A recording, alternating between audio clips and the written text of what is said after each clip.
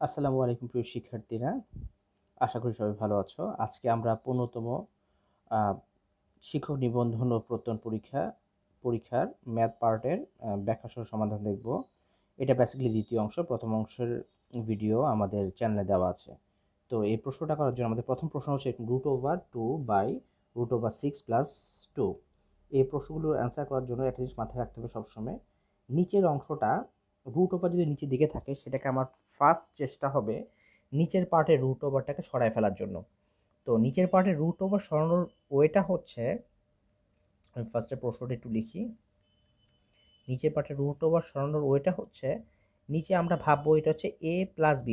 তো √6কে আমরা মনে মনে a ভাবলাম আর 2টাকে b ভাবলাম। তাহলে √6 + 2 এই প্রশ্নটায় এটা হচ্ছে a প্লাস b আকারে আছে। আমি যদি এখানে লিখি √6 - 2 অর্থাৎ a plus b into a minus b, এই অবস্থায় এখন এটা চলে আসলো। তার মানে a plus b into a minus b যদি চলে আসে, তার মানে a square minus b square সূত্র চলে আসবে। তার মানে তখন রুট ওভারটা উঠে যাবে।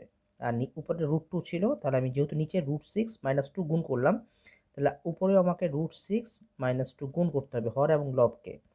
তাহলে এরপর লাইনটা কি হবে? পরের লাইনটা হবে, উপর দেখি আমরা √2 ইন্টু √6 - 2 আছে, তাহলে এটা গুণ করি। √2 যদি আমি এটাকেও গুণ করব, এটাকেও গুণ করব, তাহলে কি হবে? রুট, দুইটাই রুট আছে, তাহলে রুট কমন রেখে 2 ইন্টু 6 মানে 12 হয়ে যাবে। আচ্ছা, তাহলে কি হবে? 2 ইন্টু 6 মানে 12 হয়ে গেল। আচ্ছা, আর এদিকে আসতেছে কি? 2√2।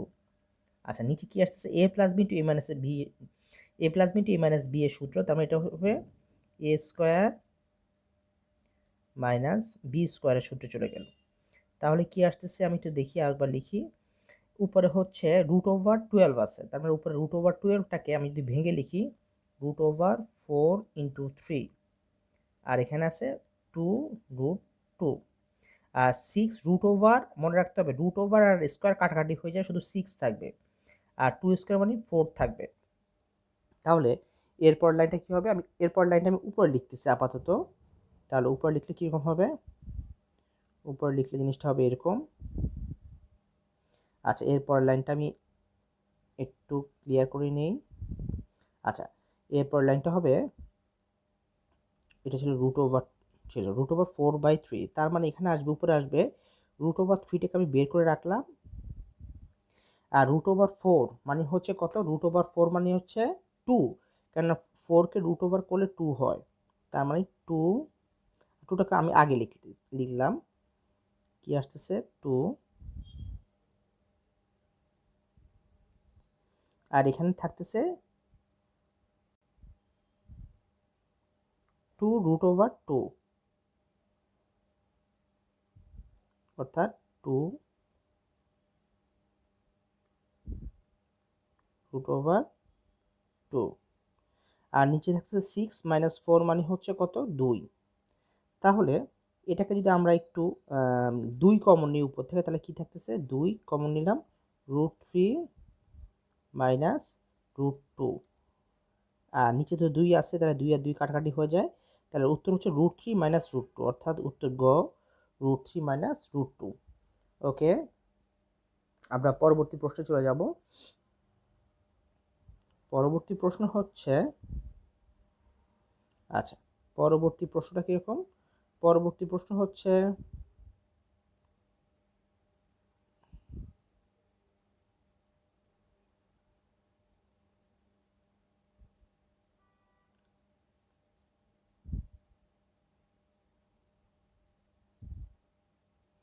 আচ্ছা, পরবর্তী প্রশ্ন হচ্ছে, একটি বর্গক্ষেত্রের কর্ণের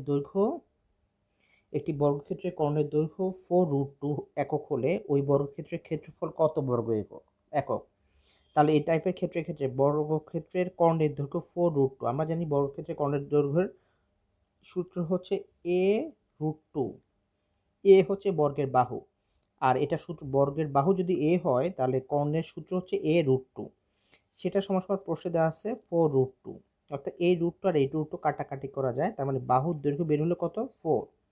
এখন বলছে ওই বর্গক্ষেত্রের ক্ষেত্রফল কত? আমরা জানি বর্গক্ষেত্রের ক্ষেত্রফলের সূত্র হচ্ছে বাহুর উপর স্কোয়ার দিলে বর্গক্ষেত্রের ক্ষেত্রফল পাওয়া যায়। যেহেতু বাহুর দৈর্ঘ্য a, এবং সেটার মান হচ্ছে 4, তাহলে 4-এর উপর স্কোয়ার হবে, 4 স্কোয়ার মানে 16। উত্তর হচ্ছে 16 বর্গ একক।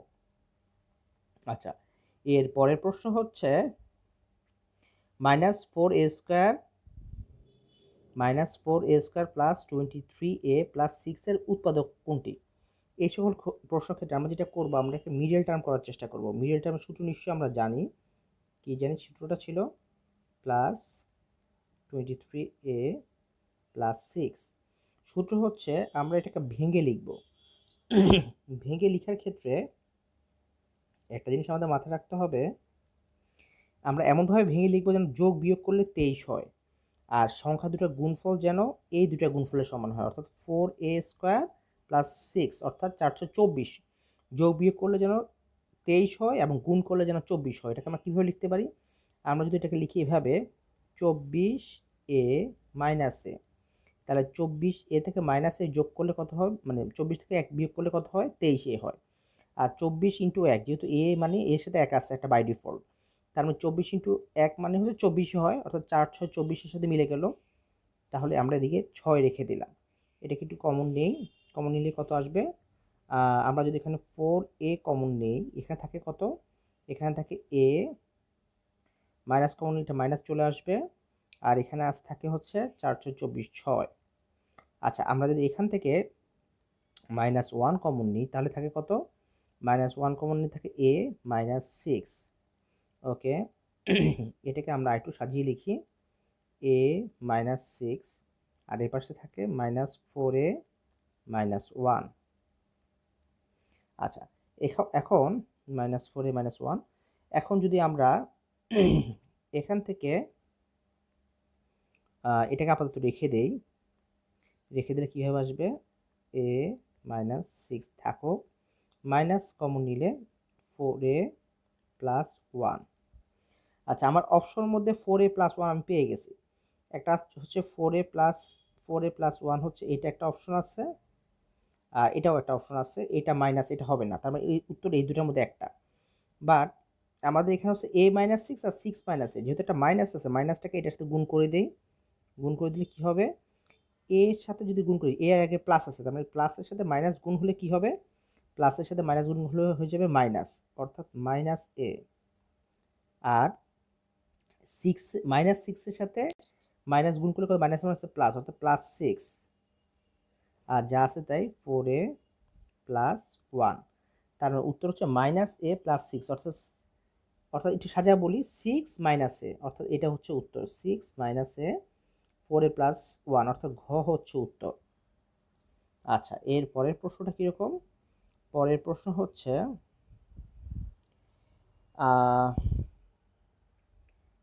a plus b, a² minus b² a³ minus b³ এর গসাগু কত বের করতে বলবে। তার মানে আমাদের প্রথম রাশি হচ্ছে a প্লাস বি, আমি a প্লাস বিটা লিখে রাখি আপাতত।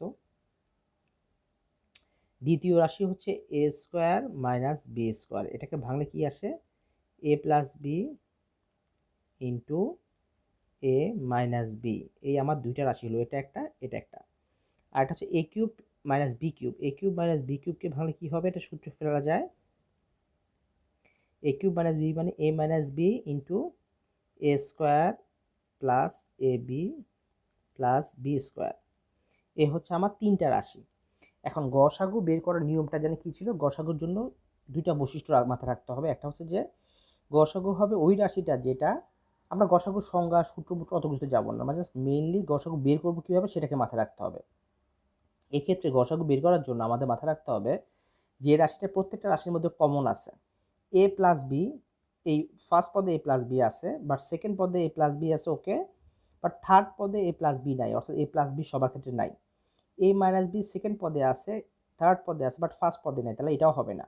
আর এটা তো মাত্র একটাতে আছে, বাকিগুলির মধ্যে নাই, তার মানে এটা হবে না। তার মানে বেসিক্যালি কারোর সাথে কারো কমন যাচ্ছে না। বাট আমরা জানি প্রত্যেকটা রাশির সাথে বাই ডিফল্ট 1 গুণ অবস্থায় থাকতে পারে, অর্থাৎ গুণ ওই 1 লিখলে হয়, না লিখলে হয়। বাট যেহেতু আমরা কাউকে মিল পাচ্ছি না, তার মানে এই সংখ্যার সাথে ইন্টু 1 অবশ্যই আছে, এর সাথে এই পদের সাথে ইন্টু 1 অবশ্যই আছে, এই পদের সাথে ইন্টু 1 অবশ্যই আছে। তাহলে প্রত্যেকের মধ্যে কিছুই কমন নেই, মানে 1 কমন আছে। তার মানে এটা উত্তর হচ্ছে খ। আচ্ছা, এর পরের প্রশ্ন হচ্ছে 3x⁻0 প্লাস 3 ইন্টু x⁻0। আমরা জানি যে একটা জিনিস মনে রাখতে হবে, যে কোনো জিনিসের উপরে পাওয়ার টু দি পাওয়ার 0 মানে 1, এটা মুখস্থ রাখতে হবে।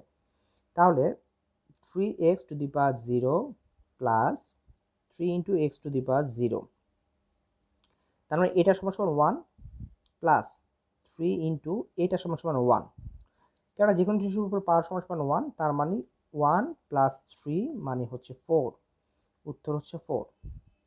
আচ্ছা, এর পরের প্রশ্নটা আমরা দেখি। এর পরের প্রশ্ন হচ্ছে 253 ডিগ্রি কোণকে কি বলে? এখানে চারটা অপশন আছে। সূক্ষ্মকোণ, সূক্ষ্মকোণ হচ্ছে 90 ডিগ্রি ছোট হলে সেটা সূক্ষ্মকোণ হবে, যেহেতু 253 ডিগ্রি তার মানে 90 ডিগ্রি বড়, এটা হবে না। স্থূলকোণ হচ্ছে 90 ডিগ্রি থেকে বড় হবে, বাট 180 ডিগ্রি থেকে ছোট হবে, এটাও হবে না। আর পুরোকোণ হচ্ছে দুইটা কোণের, ব্যাপারটা হচ্ছে যে দুইটা কোণের যোগফল যদি 90 ডিগ্রি হয় তাহলে একটা এটার পুরোকোণ বলা হয়, এটাও হবে না। আর প্রবৃদ্ধ কোণ বলতে বোঝায় যেটা হচ্ছে 180 থেকে বড়, এটা হচ্ছে 180 ডিগ্রি, তার থেকে বড় হবে, বা 360 থেকে ছোট হবে, সেটা হচ্ছে প্রবৃদ্ধ কোণ। তার মানে 253 ডিগ্রি 180 থেকে বড়, বাট 360 থেকে ছোট, তার মানে এটা হচ্ছে প্রবৃদ্ধ কোণ। আচ্ছা, এটা হচ্ছে ঘ। তারপরের প্রশ্নটা কীরকম?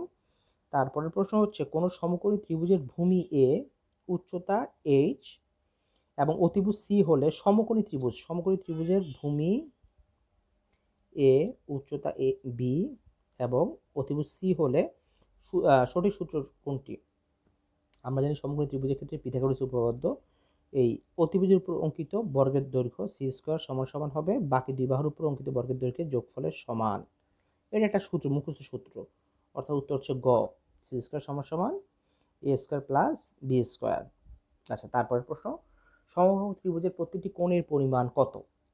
মনে রাখতে হবে, এটা মুখস্থ মতো মনে রাখতে হবে, সমবাহু ত্রিভুজের প্রত্যেকটা বাহুর দৈর্ঘ্য পরস্পর সমান এবং কোণের দৈর্ঘ্য পরস্পর সমান। যে কোনো ত্রিভুজের 3 বাহুর দৈর্ঘ্য 180 ডিগ্রি, তার মানে 3টা কোণের যোগফল 180 ডিগ্রি, এবং প্রত্যেকের যেহেতু কোণগুলো সমান, তাহলে অবশ্যই প্রত্যেকটা কোণের মান 60 ডিগ্রি করে হতে হবে, কেননা 60 ডিগ্রি যদি প্রত্যেকটা কোণের মান 60 ডিগ্রি হয় তাহলে 3 60 180 ডিগ্রি। তার মানে বলা যায় যে সমবাহু ত্রিভুজের প্রত্যেকটি কোণের পরিমাণ অবশ্যই 60 ডিগ্রি হতে হবে, কেননা যেহেতু সমবাহু ত্রিভুজের প্রত্যেকটি বাহুর দৈর্ঘ্য এবং কোণের দৈর্ঘ্য সমান, তার মানে 60 ডিগ্রি হলেই 3টা কোণের মান সমান হবে এবং যোগফল 3টা 60-এর যোগফল 180 ডিগ্রি সমান হবে, তার মানে প্রত্যেকটা কোণের মান হচ্ছে 60 ডিগ্রি করে হতে হবে। তারপরের প্রশ্ন, পিতার বয়স পুত্রের বয়সের 4 গুণ। 6 বছর পূর্বে পিতার বয়স পুত্রের বয়সের 10 গুণ ছিল, পিতা ও পুত্রের বয়সের অনুপাত কত? এটা কয়েকভাবে করা যায়। একটা সিম্পল, আমি আগে একটু বর্ণনামূলকভাবে করব, তারপরে ব্যাপারটাকে একটা শর্টকাট শিখিয়ে দেওয়ার চেষ্টা করব। পিতা বয়স পুত্রের বয়সের 4 গুণ, অর্থাৎ পুত্রের বয়স যদি x হয়, পিতার বয়স হবে 4x বা 4 গুণ। পিতার বয়স x হলে পুত্রের বয়স হবে পুত্রের বয়স x হলে পিতার বয়স হবে 4x। তাহলে 6 বছর পূর্বে পিতার বয়স পুত্রের বয়সের 10 গুণ ছিল, অর্থাৎ 6 বছর পূর্বে পিতার বয়স হবে কত? 4x হচ্ছে পিতার বয়স, তার মানে 4x মাইনাস 6 বছর পূর্বে যেত, 4x মাইনাস 6, তার বয়স হবে, পুত্রের বয়স 6 বছরের কত? x মাইনাস 6, পিতার বয়স পুত্রের বয়সে 10 গুণ ছিল,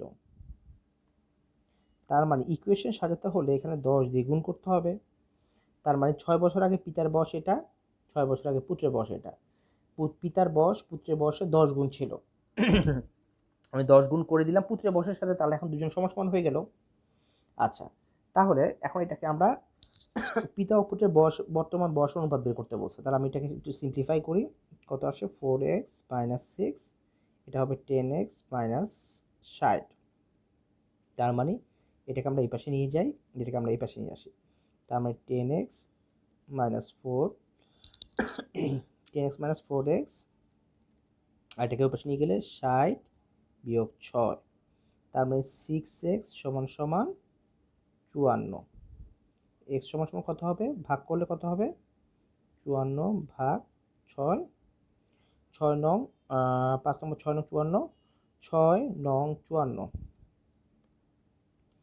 অর্থাৎ পুত্রের বয়স হচ্ছে 9 বছর, পিতার বয়স কত হবে? এটা যদি 9 হয়, এটা হচ্ছে 4 নং 36, এটা হবে 36 বছর। অর্থাৎ পিতার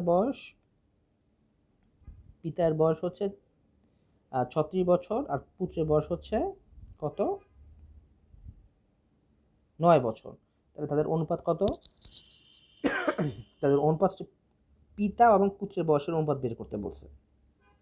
পিতার বয়স 36 বছর, পুত্রের বয়স 9 বছর। তাহলে এটাকে একটু সিম্পলিফাই করি। 4 নং 36, তার 4 বছর, আর এটা হচ্ছে 1, আর দুটাকে 9 দিয়ে ভাগ করছি আমি, তাহলে 4:1। অর্থাৎ ক নাম্বার উত্তর 4:1। এখন এটাকে আমি অনেক বড় করে অনেক ভেঙে ভেঙে করলাম, এটাকে শর্টকাটে করা যাবে কীরকম? পিতার বয়স পুত্রের বয়সের 4 গুণ, অর্থাৎ পিতার বয়স পুত্রের বয়স যা হবে পিতার বয়স তার 4 গুণ হবে। এখন কথার কথা, আমি ধরলাম পুত্রের বয়স যদি 1 হয়, পিতার বয়স 4 গুণ 4 হবে, অর্থাৎ পুত্রের বয়স 1, পিতার বয়স 4। এই আমাদের ফার্স্ট অপশনে দেওয়া আছে পিতার বয়স এবং পুত্রের বয়সের অনুপাত 4:1। অর্থাৎ পুত্রের বয়স যদি x হয়, পিতার বয়স হচ্ছে 4x, তাহলে দুটার অনুপাত যদি ছোট করে, আমি এটা আগেভাবে দেখাচ্ছি, যদি অনুপাত করা হয় তাহলে 4:1 হয়ে গেল উত্তর।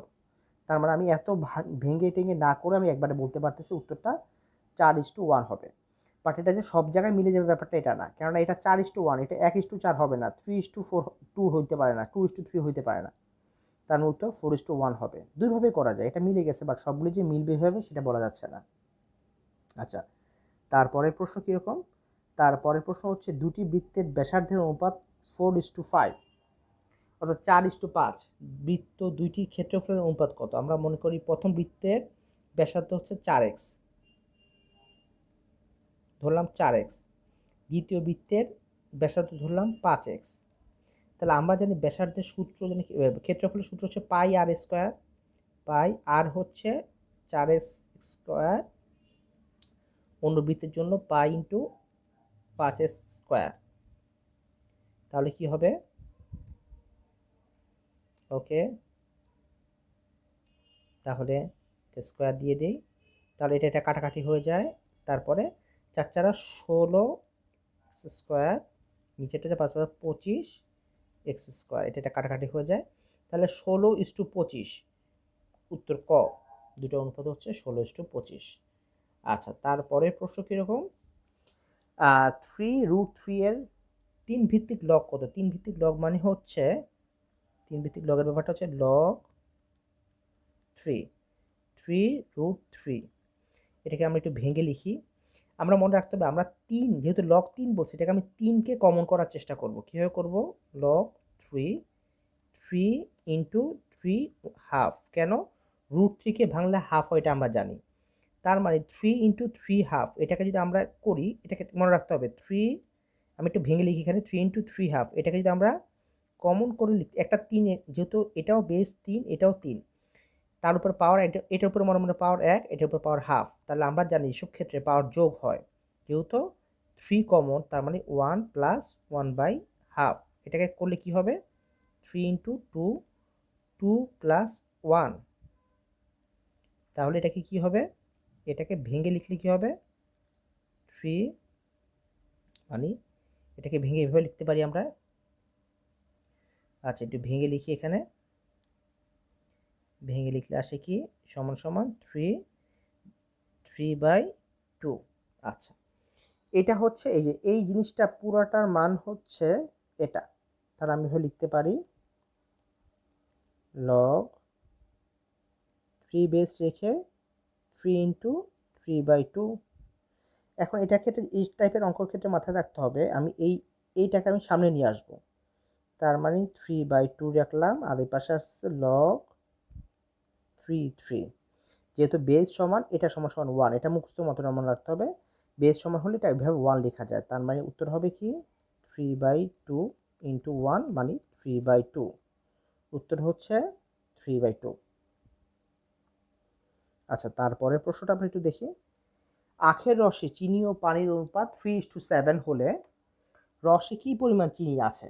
তার মানে রসে চিনি এবং পানির অনুপাত 3:7, তার মানে 3:7, এতে যোগফল কত? 10। অর্থাৎ 10-এর মধ্যে চিনির পরিমাণ 3, পানির পরিমাণ 7, আমাকে বলছে চিনির পরিমাণ বের করতে বলছে। তার মানে 10-এ যদি চিনির পরিমাণ 3 হয়, 1-এ চিনির পরিমাণ বেশি হবে না কম হবে? অবশ্যই কম হবে।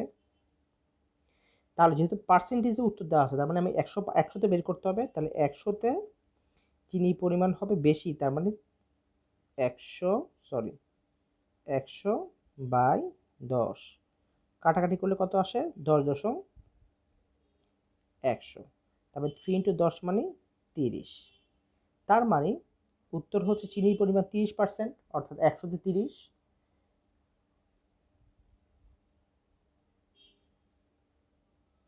আজকের ভিডিও থেকে আপনি নতুন কিছু শিখে থাকলে অবশ্যই ভিডিওটি লাইক করবেন, ফ্রেন্ডদের মধ্যে শেয়ার করবেন এবং আপনার মূল্যবান মতামত কমেন্ট সেকশন জানাবেন।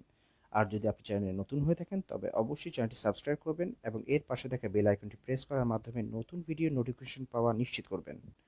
আজ এতটুকুই, ইনশাআল্লাহ নতুন ভিডিও সহ আবার দেখা হবে। ভালো থাকবেন, আল্লাহ হাফেজ।